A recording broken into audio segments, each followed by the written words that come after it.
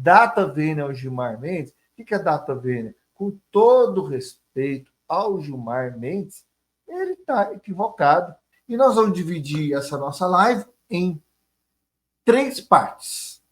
A primeira parte, eu já vou colocar aqui na tela, tem uma internauta nossa, ela escreve bastante lá no Facebook, no nosso canal do Meu Vizinho Barulhento. Quem quiser entrar, é só procurar Meu Vizinho Barulhento no Facebook e vai achar o nosso canal. Tem 2 canais lá, um é Meu Vizinho Barulhento, outro é Meu Vizinho Barulhento Socorro. O nosso é o Socorro, porque na época, quando a gente foi criar, já tinha um canal Meu Vizinho Barulhento.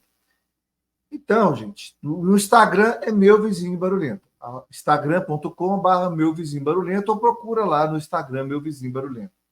A Melita Araguari, ela lá do Rio de Janeiro, ela mandou uma mensagem para nós, o Eustáquio me encaminhou ela hoje essa mensagem.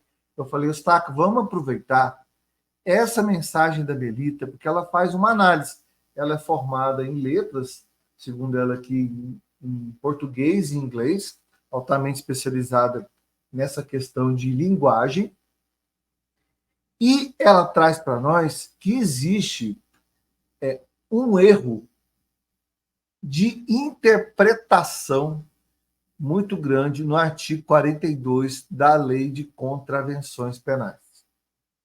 Nós estamos aqui na tela com a parte superior, que é a parte que ela fez essas indagações em relação ao artigo 42, lá da Lei de Contravenções Penais.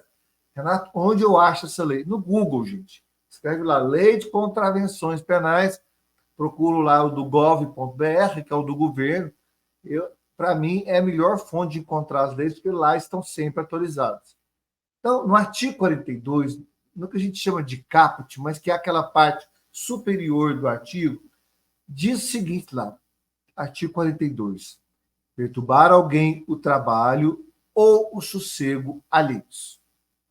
Bom, isso é o que está escrito aqui no artigo 42 da Lei de Contravenções Penais. Aí a Melita Araguari, ela diz o seguinte, a primeira oração da frase, ela que é uma especialista na parte de letras, é formada em letras, é especializada, ela fala que a primeira oração, às vezes tiver muito técnico, tenha um pouco de paciência, mas é para vocês entenderem. A primeira oração diz, perturbar alguém o trabalho. Aí a questão está aqui, perturbar quem? A resposta é alguém. Está perturbando o trabalho de alguém. Seria essa a interpretação? Ou alguém trabalhando perturbar alguém? Vejamos que dão 2 interpretações. Isso a Melita nem falou aqui. Ela até fala assim, assim, se o autor de um processo, a vítima, né, afirma, até estou lendo o que ela escreveu aqui, afirma ter sido perturbado em seu trabalho, esta afirmação, se comprovada, significa que houve infração à oração principal desse artigo, que é o artigo 42 da Lei de Contravenções Penais. Eu ainda diria, partindo dessa interpretação, partindo dessa análise que a Melita fez, olha, está aqui, perturbar alguém de trabalho. Pode sugerir também a interpretação, se a Melita ver, depois ela puder comentar para nós aqui, perturbar alguém no trabalho pode ser assim, com o seu trabalho você está perturbando, ou você está perturbando alguém a trabalhar. Pode dar as 2 interpretações, óbvio que perturbar o trabalho de alguém dá uma interpretação mais lógica para isso, mas dá para ter essas 2 interpretações. E a gente tem ainda uma segunda oração na frase que começa com o seguinte, ó, ou o sossego alheios. Nesse caso aqui, até a Melita, ela coloca o seguinte aqui. Ela fala que essa segunda oração, vou usar um termo aqui meio complicado de gramática, eu já estudei isso aí, mas eu não vou conseguir explicar totalmente para vocês, mas vamos lá. Fala que é uma oração coordenada, sintética alternativa, por causa do ou. A palavra ou, ela cria a opção de alternância. Ou isto ou aquilo.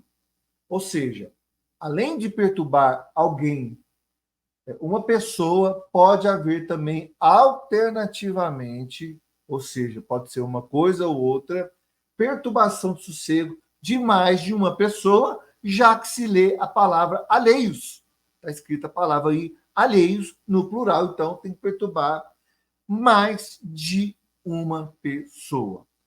Gente, isso é o seguinte, isso aí é uma questão que eu acho até relevante a gente tratar aqui nessa live, porque, obviamente, a Melita ela é uma ativista, a gente viu o perfil dela no Facebook, ela deve sofrer bastante com perturbação do sossego, e ela traz à tona essas questões que são realmente relevantes para aprofundamento da discussão, em que pese o ideal a gente buscar uma solução de mudança desse artigo 42 da Lei de Contravenções Penais. Primeiro, que ele é muito antigo. Isso é ruim? Necessariamente não. O problema é que de 1941, 42 para cá, quando foi feita a Lei de Contravenções Penais, aliás, quando ela foi votada, às vezes ela foi até feita antes, só que ela chegou a ser votada em 41 e começou a valer em 1942. Quando ela começou a valer, 1942, foi no ano que meu pai nasceu, meu falecido pai nasceu. Então, ela conta hoje mais ou menos por 78 anos. Se eu errei na matemática, vocês me perdoem. Acho que meu pai estivesse vivo hoje, está aí com 78. Acho que é isso. É, vamos, vamos, vamos por aí. Se eu tiver errado, por favor, me corrija. Eu sou péssimo de matemática. Mas uma lei muito antiga e precisava dessa alteração, porque na época não havia tantas caixas de som, nem todo mundo tinha caixa de som, não tinha tanta perturbação de sossego, as cidades eram menores, mais pacatas, as pessoas respeitavam umas mais as outras, e quando havia, por exemplo, festa, todo mundo chamava vizinhança, já não dava tanta disputa de um estar perturbando o outro por causa da sensação de coletividade próxima, tá? Eu estou falando isso por minha imaginação, porque quando eu nasci, na década de 70, era mais ou menos isso a minha cidade lá em Sacramento. Hoje está tudo mudado, era uma cidade pequena, mesmo em cidades grandes, eu sei que a coisa poderia ser um pouco pior, mas tinha essa sensação. E isso a gente precisa realmente mudar. Eu vou voltar aqui, ó, rapidamente aqui, ó. Esse artigo 42, ele tem um sério problema, porque por causa dessa palavra aí, alheios.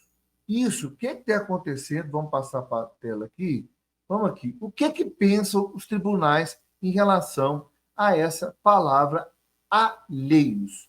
Os tribunais eles pensam o seguinte: se a perturbação de sossego é apenas para uma pessoa, então não há, no caso, a infração penal, não há a contravenção penal de perturbação de sossego.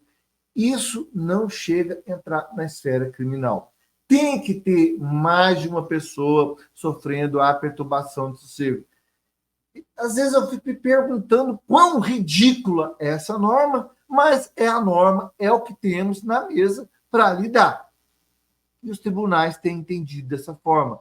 Existe ainda o entendimento pior ainda do Gilmar Mendes, do STF, que deu uma decisão falando: olha, esse alheios quer dizer, tem que ser uma perturbação do sossego da coletividade, tem que estar afetando mais de uma casa, duas, três, tem que estar afetando uma situação. O que, assim, na minha opinião, sempre respeitando a opinião de todas as outras pessoas, inclusive do Gilmar Mendes, ele está confundindo perturbação de sossego com poluição sonora. Na minha opinião, obviamente, com todo respeito, igual no direito a gente fala essa expressão em latim, data venia ao Gilmar Mendes. O que é data venia? Com todo respeito ao Gilmar Mendes, ele está equivocado, mas ele é o Gilmar Mendes. e a gente é agente, réis mortais, não somos ministros do STF, mas nem todos os tribunais entendem igual o Gilmar Mendes, e raramente o processo também chega lá no STF quando se analisa essa questão aí da perturbação do sossego. Mas eu quero agradecer imensamente a Melita, ela fez aqui uma explanação, Melita, lá do Rio de Janeiro, Melita Araguari. Coincidentemente, a Araguari é uma cidade vizinha, a nossa cidade aqui de Uberlândia. Eu não sei se deve ter alguma relação do nome dela com a cidade. Não, não sei, também não faz diferença, né?